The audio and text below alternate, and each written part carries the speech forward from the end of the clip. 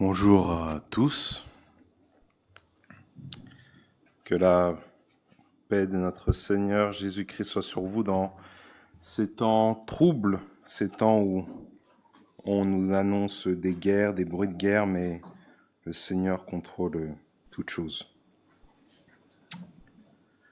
Dans la leçon précédente, nous avons pu examiner par l'intermédiaire de notre cher frère Jocelyn l'importance de notre relation avec le Seigneur, tous ces bienfaits, toutes ces bénédictions que nous avons en Jésus-Christ grâce à son œuvre rédemptrice sur la croix. Mais je pense que nous devons aussi tenir compte de notre union à lui. Ça constituera notre étude aujourd'hui. Et on pense toujours connaître quelque chose jusqu'au moment où on nous le demande. Et ça nous est peut-être déjà arrivé, on nous pose une question, on a du mal à répondre, on pensait que c'était quelque chose d'élémentaire, mais je pense que c'est important de considérer tout cela. Et nous ne pouvons absolument pas comprendre ce que peut être l'union de Dieu, ni sa nature, si nous ne commençons pas par le commencement. La toile de fond de cette union, je pense, repose sur deux choses, ou deux points. Donc il y a la création de Dieu et son incarnation. Comme dans toutes les histoires d'union, il y a un avant. Il y a un avant. J'aime beaucoup ces versets qui font partie des premiers de la Bible où Dieu nous dit plusieurs fois, et après chaque jour de sa création, après chaque étape, il vit ce qu'il avait fait et c'était bon. Il dira même à la fin du 6e jour que c'était très bon. Et cela nous montre deux choses principales. Tout ce que Dieu fait est bon, et au commencement, tout était bon. Chers amis, je pense pour ceux qui habitent dans des grandes villes ou dans des métropoles, je pense que vous ne savez pas ce que vous ratez au-dessus de votre tête avec toute la pollution, les lampadaires, les voitures, le bruit.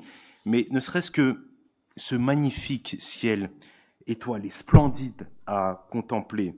Et je vais vous dire, il n'y a pas de vision plus grandiose que de marcher au bord de l'océan.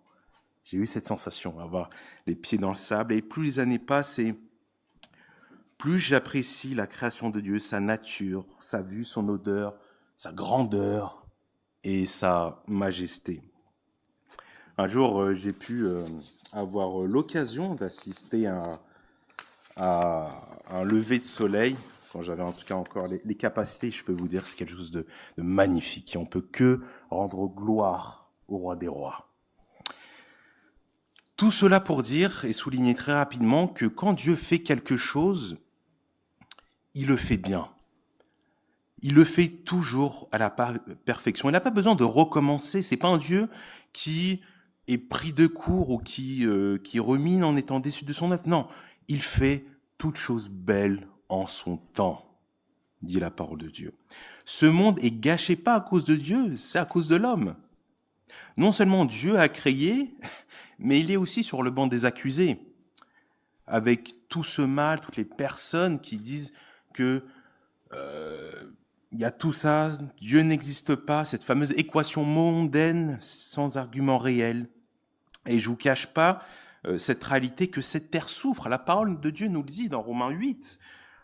Or, c'est Paul qui dit, or nous savons que jusqu'à ce jour, la création tout entière soupire et souffre les douleurs de l'enfantement. Cette terre souffre. Cette terre souffre. Malheureusement, après que Dieu a créé le monde, puis Adam, puis Ève, quelque chose de terrible est arrivé et qui changera absolument toute l'histoire de l'humanité. Lisons ensemble, je voulais projeter Genèse 3, verset 6, c'est projeté. La femme vit que l'arbre était bon à manger et agréable à la vue, et qu'il était précieux pour ouvrir l'intelligence. Elle prit de son fruit et en mangea. Elle en donna aussi à son mari qui était auprès d'elle et il en mangea. Et c'est quelque chose tellement choquant que j'ai souligné dans ma Bible. et en mangea, pour Ève, je mets un trait rouge, et il en mangea, j'ai mis un trait rouge pour la chute d'Adam. L'idée ici, c'est pas de faire de l'anthropologie, c'est-à-dire de l'étude sur l'homme, non. Mais il faut savoir que l'homme n'était pas parfait. La preuve, bon, il a péché, mais il était innocent. L'homme n'était pas parfait, mais il était innocent. C'est-à-dire qu'il ne connaissait pas le mal. C'est quelque chose qu'il n'avait même pas sa connaissance, qu'il n'avait même pas dans son champ lexical. Mes frères, mes sœurs, j'ai envie vraiment de souligner la gravité du péché. Est-ce qu'on se rend compte de la gravité du péché? À cause de nos péchés, le roi de gloire a dû venir dans ce monde. Alors, il y a même des églises où ils enseignent même pas le péché, mais c'est à cause de nos péchés que ce monde est dépravé. Regardez comment, avec tout ce qui se passe aujourd'hui, tous les faits divers, c'est à cause du péché. Nous subissons les conséquences du péché. Paul dira, c'est pourquoi, comme par un seul homme, le péché est entré dans le monde et par le péché, la mort.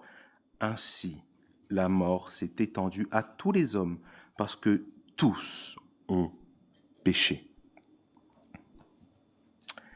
Nous subissons les conséquences du péché, les guerres, ça peut être la maladie, mais surtout la mort. Surtout la mort. C'était pas la volonté de Dieu. C'était pas la volonté de Dieu que le monde tombe dans le péché et entre en inimitié entre lui et l'homme. Vous savez, la Bible dit et enseigne, c'est dans Nombre 32, verset 23, je ne l'ai pas noté, mais qui dit « ton péché te poursuivra ». Il y a toujours des conséquences à notre péché. Et même, des fois, Dieu fait grâce. Même quand on pêche, il nous fait grâce. Il fait en sorte que cela passe. Mais, en fait, un cher frère m'a fait savoir que nous sommes tellement unis à Adam que nous avons besoin d'un sauveur commun. Il nous a entraînés dans le péché. Ainsi donc, comme par une seule offense, la condamnation a atteint tous les hommes, de même, par un seul acte de justice, la justification qui donne la vie s'étend à tous les hommes. Car, comme par la désobéissance d'un seul, beaucoup ont été rendus pécheurs. De même, par l'obéissance d'un seul, beaucoup seront rendus justes. Ce même frère m'a fait remarquer, pour répondre au problème de la création, il y a eu la solution de l'incarnation. Pour répondre au problème de la création, il y a eu la solution de l'incarnation. Mais ça ne s'arrête pas là. Il y a ce verset plein d'espérance pour l'humanité tout entière. Je mettrai inimitié entre toi et la femme, entre ta postérité et sa postérité. Celle-ci t'écrasera la tête et tu lui blesseras le talon. En gros, Dieu dit, Satan, tu n'auras pas le dernier mot. Je ferai en sorte qu'une postérité arrivera pour écraser ta tête. C'est ce qu'il dit, littéralement. Dans l'Église de Dieu, nous élevons nos voix avec assurance, avec une pleine conviction que Christ est venu en chair. On peut dire Amen. Dieu est venu en chair. Sans Jésus, sans son incarnation, il n'y a pas de salut. La Bible dit dans Actes chapitre 4, verset 12, qu'il n'y a de salut en aucun autre nom. Car il y a sous le ciel aucun autre nom qui a été donné parmi les hommes par lequel nous devons être sauvés. J'en dirai même ce que nous avons vu et entendu, nous vous l'annonçons. À vous aussi, afin que vous soyez en communion avec nous. L'Évangile, c'est vraiment quelque chose de magnifique. Et je vous encourage à le lire, doucement, tranquillement, presque comme si vous le sirotiez. Pas en faisant des pauses café, mais en faisant des pauses d'adoration, où vous allez adorer et bénir le Seigneur. Bethléem. Est-ce que vous savez qu'est-ce que ça veut dire, Bethléem?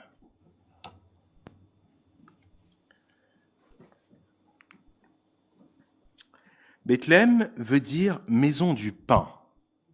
Est-ce que ça vous rappelle pas quelque chose? Il y a, je pense, une image à suivre ici. Exode 16, la manne qui descend du pain, qui descend du ciel. C'est à Bethléem que notre pain est descendu du ciel. Il n'est pas né à Nazareth, pas à Jérusalem, pas à Jéricho, où ça a été l'une des premières victoires du peuple d'Israël.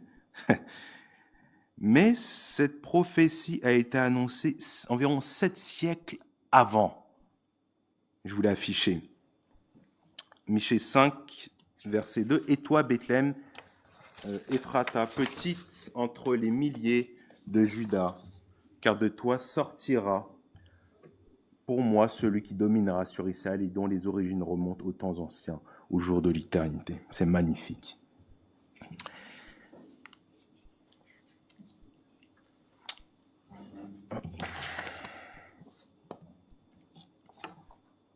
Ouais. Jésus n'a pas commencé à vivre quand il est né. Vous, moi, nous avons commencé à exister à notre naissance. Pour Jésus, ce n'est pas le cas. Depuis l'éternité, il existe. On peut d'ailleurs même le voir dans l'Ancien Testament, dans des passages même où il intervient, où il y a des théophanies. J'ai été créé, tu as été créé, mais pas Jésus. Il est le Dieu de toute éternité. Il a été engendré, pas créé. Et quand il a dégagé son premier souffle, cette prophétie de 7 siècles avant a été accomplie. Ce livre, la Bible, il est miraculeux. Tout est accompli. C'est pas un livre comme les autres. C'est un livre vivant. La Bible, rappelez-vous que quand vous lisez la Bible, c'est le seul livre au monde où quand vous le lisez, l'auteur est à côté de vous quand vous l'ouvrez. Il a fallu qu'une jeune fille de 15 à 17 ans, pas plus, quitte le Nord. Vous voyez comment Dieu dirige toutes choses, hein? Voyage jusqu'à Bethléem, exactement comme le prophète Michée l'avait annoncé. C'est le plus grand miracle de toute l'histoire de l'humanité. Pourquoi? À cause de nos péchés. Ésaïe nous l'a dit, pourquoi? Il s'est élevé devant lui comme une faible plante, comme un rejeton qui sort d'une terre desséchée. Il n'avait ni beauté ni éclat pour attirer nos regards, et son aspect n'avait rien pour nous plaire. Méprisé et abandonné des hommes, homme de douleur et habitué à la souffrance, semblable à celui dont on détourne le visage. Nous l'avons dédaigné, nous n'avons fait de lui aucun cas. Cependant, ce sont nos souffrances qu'il a portées, c'est de nos douleurs qu'il s'est chargé, et nous l'avons considéré comme puni, frappé de Dieu et humilié. Mais il était blessé pour nos péchés, brisé pour nos iniquités.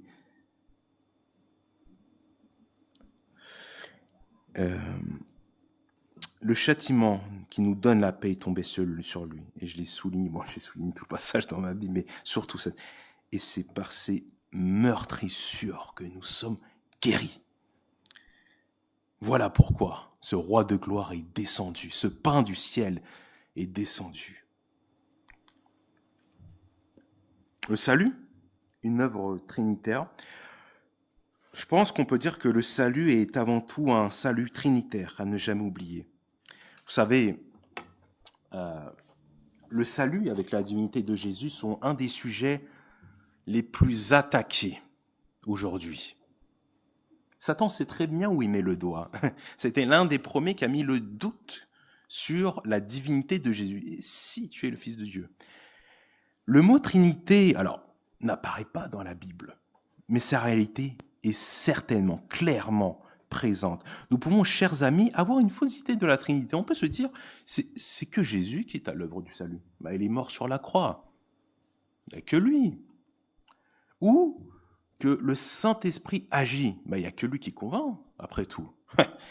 Ou ce serait que le Père et le Fils, puisqu'ils apparaissent les deux le plus dans les évangiles. Non, non. Notre salut est le produit d'un Dieu trinitaire, le Dieu de la Bible, où chacune des personnes a chacun leur rôle, des rôles différents dans l'œuvre du salut. Et souvent, je me rappelle, je le dis dans mes prières, c'est personnel, je me dis merci Père Céleste d'avoir envoyé le salut. Merci Seigneur Jésus d'être mort pour nous, d'avoir été le salut. Il est le salut toujours actuellement. Et merci Saint-Esprit de nous avoir communiqué ces choses. Sans le Saint-Esprit, on ne sait pas toutes ces choses. Il n'y a pas de Bible sans le Saint-Esprit. Certaines personnes diront, c'est impossible, ça nous dépasse. Oui, ça nous dépasse, c'est vrai. Mais Jésus a dit, le juste vivra par la foi. Jésus n'a jamais dit d'essayer de le... Non, il faut le croire. Il faut le croire, mes amis.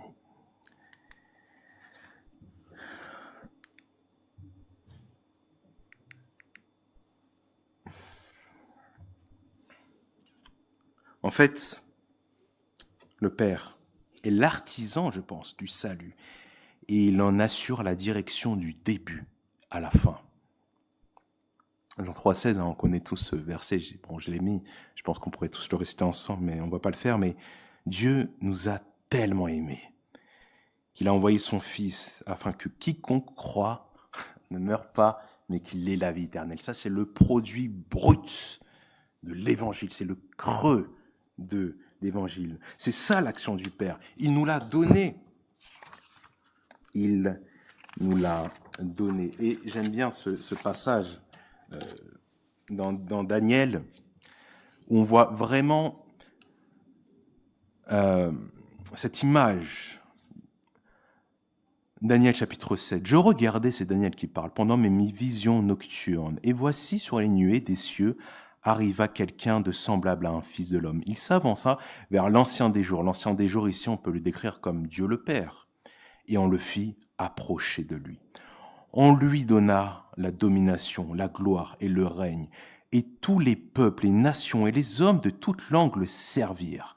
Sa domination est une domination éternelle qui ne passera point, et son règne n'aura jamais ne sera jamais détruit.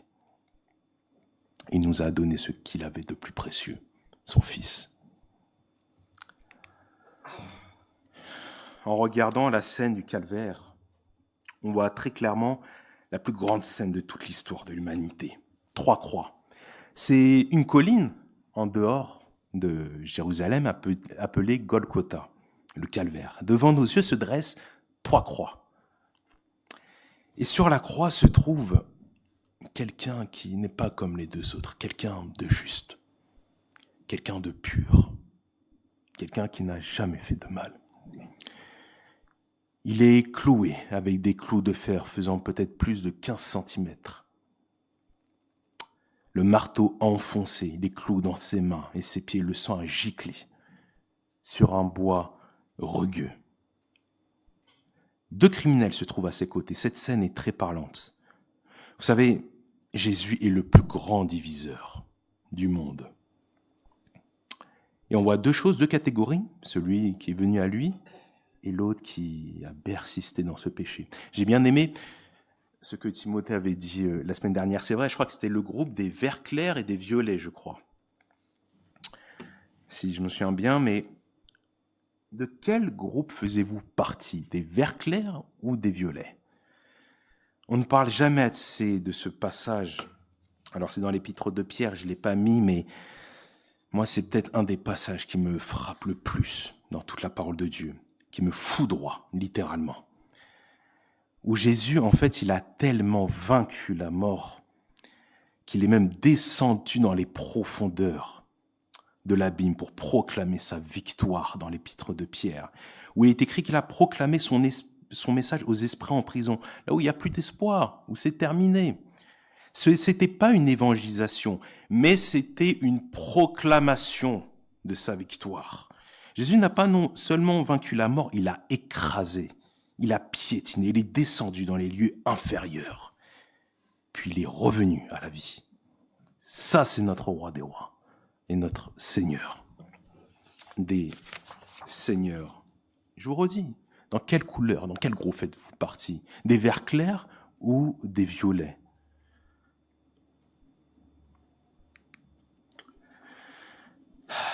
nous sommes unis au Christ par le Saint-Esprit, parce qu'il nous régénère et habite ceux qui le croient. Paul dira, si quelqu'un n'a pas l'Esprit de Christ, il ne lui appartient pas.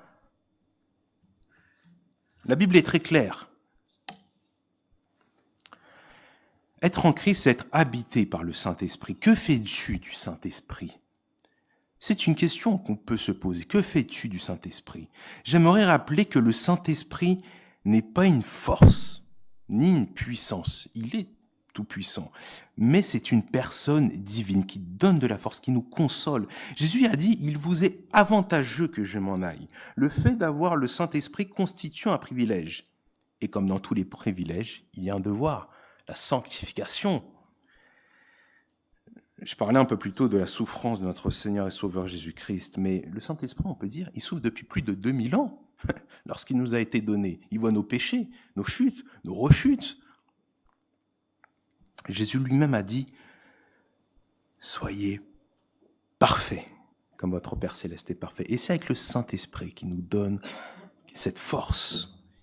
Bien évidemment, quand il dit soyez parfaits, il ne parlait pas de notre nature, bien évidemment, on ne peut pas être parfait, mais il nous parlait de cette relation, de cette attitude, de cette réaction à avoir dans notre vie chrétienne. Et ce qui est vraiment très appréciable, je vais vous dire, avec le Saint-Esprit, c'est comme si il mettait le Père et le Fils devant la scène avec les feux des projecteurs. Et lui, il se met un peu en dehors et il travaille en coulisses. Il est discret, mais il est là, il travaille. Je ne sais pas si j'ai mis ce verset. Non, je ne l'ai pas mis. Mais Jésus dit que ceux qui croiraient par l'Esprit, ceux qui croiraient en esprit, ceux qui croient en lui en esprit, l'Esprit n'est non, je me suis trompé, désolé. Mais en tout cas, si vous voulez voir le Saint-Esprit plus à l'œuvre, si vous voulez vraiment étudier sa personne, je vous encourage vraiment à lire le livre des Actes, et surtout le livre de l'Apocalypse, où il parle de lui-même, où il dit que celui qui a des oreilles pour entendre, qu'il entende. Le Saint-Esprit parle. Le Saint-Esprit parle.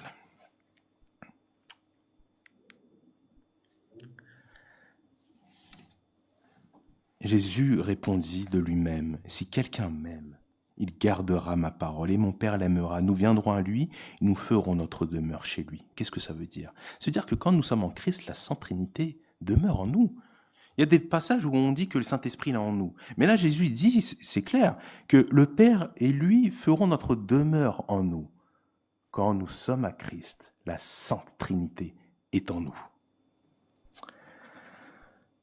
Alors l'idée me dépasse totalement, je ne pourrais jamais vous expliquer personnellement, en tout cas la Trinité. Il y a des personnes qui osent, je regardais sur YouTube, qui expliquent, je vais vous expliquer la Trinité. On ne peut pas expliquer la Trinité, c'est impossible. Qui peut l'expliquer ? C'est un mystère. Mais Jésus dit, aie foi, ayez foi, fais-moi confiance. Notre union à Christ. On peut avoir, chers amis, une fausse idée de ce qu'est notre union à Christ. Premièrement, notre union à Christ n'est pas physique. Qu'est-ce que ça veut dire ? C'est que Dieu est esprit, elle ne peut pas être physique, elle est spirituelle. On n'a pas le temps de voir tous ces versets, mais Paul dit aux Corinthiens que l'union se fait par l'esprit de volonté, pas d'une union physique. Paul insiste toujours, c'est pas Paul décrit vraiment une vie spirituelle. Il ne s'agit pas d'une fusion corporelle. Un auteur disait que nous ne faisons qu'un avec Christ, non par mélange de substances, mais par la vertu secrète de son esprit. Magnifique. Notre union à Christ n'est pas une indépendance spirituelle. Le croyant ne peut pas vivre indépendamment. Ça y est, je suis sauvé, c'est fini, je ne pars pas aller. Non, Christ est le pain de vie. Il a dit lui-même, je suis le pain de vie, tu as besoin de moi. Dieu agit dans la vie de ses enfants. Paul le dit, il le répète. Il a répété beaucoup de choses aux Corinthiens, il y avait beaucoup de choses à rappeler. Mais nous avons une relation vivante avec un Dieu vivant. On n'a pas besoin, on a besoin du Seigneur, c'est notre pain. Troisième point, et ça rejoint un peu ce point-là, notre union à Christ n'est pas un état statique, ça veut dire où on fait rien, on reste comme ça, bon bah voilà, j'attends que la vie continue. Non, Paul parle du fruit de l'esprit, c'était un des versets qui me venait le plus en tête. Jean-Baptiste le disait, porter du fruit digne de la repentance. Ça nécessite quoi? Ça nécessite une croissance continue. Être en Christ, c'est marcher. Là, il fait froid dehors. Il faut soit marcher vite, soit se chaud. Sinon, on perd. Notre union à Christ n'est pas aussi, je pense, une pensée morale. Il y a une certaine... C'est pas qu'il y a une certaine... Il y a une sanctification à avoir. La sanctification n'est pas une option. Quand quelqu'un veut se faire appartenir ou il se sent uni à une star, il veut tout faire en fait pour lui appartenir, le reproduire à l'identique, à tout point de vue. Mais la Bible va encore plus loin. Ayez en vous les sentiments qui étaient en Jésus-Christ. Cela dépasse la pensée morale. Ayez en vous les sentiments qui étaient en Jésus-Christ, lequel existant en forme de Dieu, n'a point regardé son égalité comme une proie arrachée, son égalité avec Dieu comme une proie à arracher. Autre point très important, cette union n'est pas sacramentelle, c'est-à-dire que cette union ne vient pas par l'eau du baptême ou par la participation de la table du Seigneur. Non. Il symbolise juste notre, comment je peux dire ça? Il symbolise notre acte d'obéissance, de consécration, mais en aucun cas notre union à Christ n'est sacramentelle. On est unis. Cela signifie que le fait d'être uni à Christ ne vient pas du baptême, de la scène ou autre. Non, on est unis à Christ par la foi en son nom. Notre union à Christ n'est pas une perte d'identité. Alors, on est dans un pays où plusieurs prônent une perte d'identité française. Je ne me prononcerai pas dessus. Mais la Bible dit que, Paul dit, ce n'est plus moi qui vis, mais je vis quand même. Autrement dit, quand nous venons à Christ, nous gardons notre personnalité. C'est vrai, nous n'appartenons plus à nous-mêmes, mais nous gardons, nous restons la personne que nous sommes. Jésus parle du sarment, je suis le cep et vous êtes le sarment. Jésus restera le cep et nous, on reste quand même le sarment. C'est important à considérer.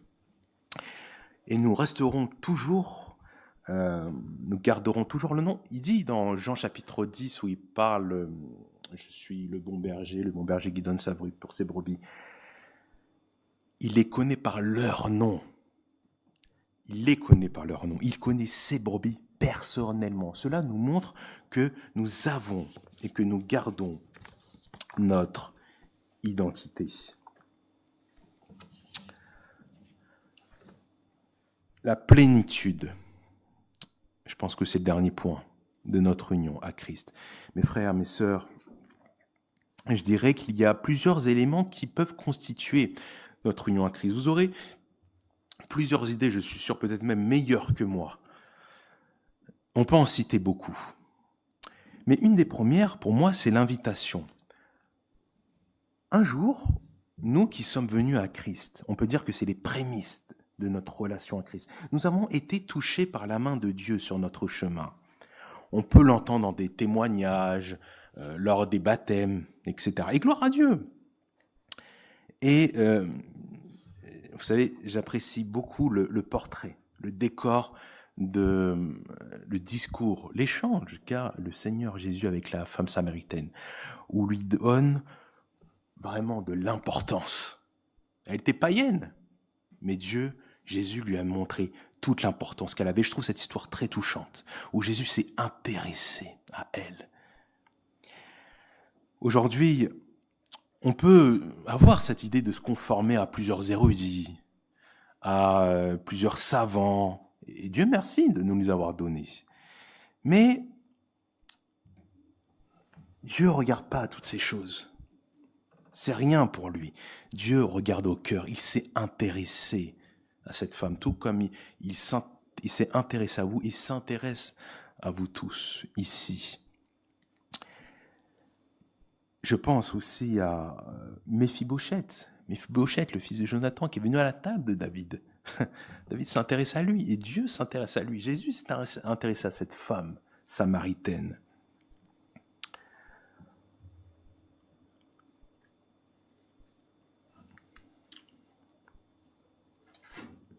Par notre participation, je ne sais pas, surtout en ce moment, si vous apprécierez recevoir un jour un courrier tout droit venu de l'Élysée, vous invitant à participer aux affaires de monsieur le président. Mais, alors je ne sais pas si j'ai mis le verset, non je ne pense pas, mais la Bible nous dit qu'on est devenu participant. On est devenu participant, gloire à Dieu, c'est magnifique.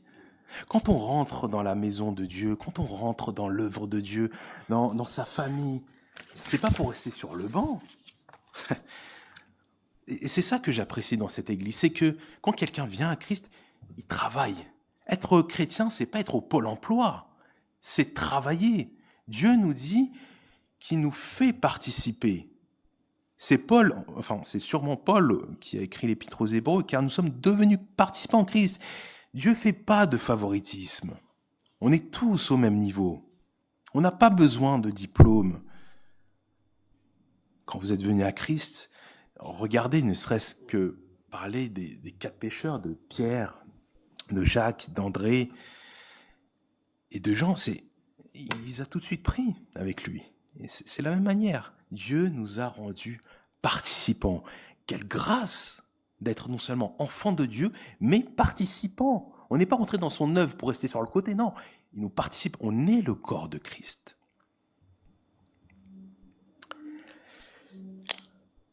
Et dernier point, relation. J'avais dit tantôt que nous entretenons cette relation avec un Dieu vivant. Non seulement nous sommes invités, nous sommes participants, mais nous avons cette relation avec ce Dieu vivant. Vous savez, Dieu a toujours été celui qui s'intéresse à nous. Même quand l'homme a péché, j'ai pas le verset, je voudrais pas dire de bêtises, mais Adam se cachait, mais Dieu le cherchait. Dieu cherchait, Dieu savait que Adam et Ève avaient péché. Mais il le cherchait, il désirait avoir cette relation avec Adam. Dieu a toujours voulu avoir cette relation avec nous, avec Adam, avec Moïse, Exode chapitre 3, quand il y a eu le buisson ardent, avec Samuel, où il a appelé 4 fois Samuel, Samuel.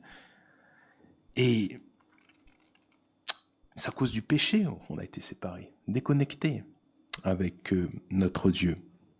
La Bible dit, je ne l'ai pas mis, non, je ne pense pas, mais si aujourd'hui vous entendez sa voix, n'endurcissez pas votre cœur comme au jour de la révolte. Voilà, donc je réitère ma demande, dans quel groupe vous vous trouvez? Dans le groupe des violets. Je ne sais pas, peut-être Timothée l'a changé la police, mais dans la couleur des verts clairs ou des violets. Ou à Christ, vous ne lui appartenez pas. Je tiens à dire ça parce que dans chaque message, je tiens vraiment à ce qu'il y ait une trace de salut. Et le Seigneur est prêt. Il est là, il toque, et il est clair dans sa parole. Il dit que celui qui veut vienne. Et Jésus vous parle par son Saint-Esprit. Que Dieu vous bénisse et qu'on puisse adorer le Seigneur dans ce sens et dans cette pensée. Merci.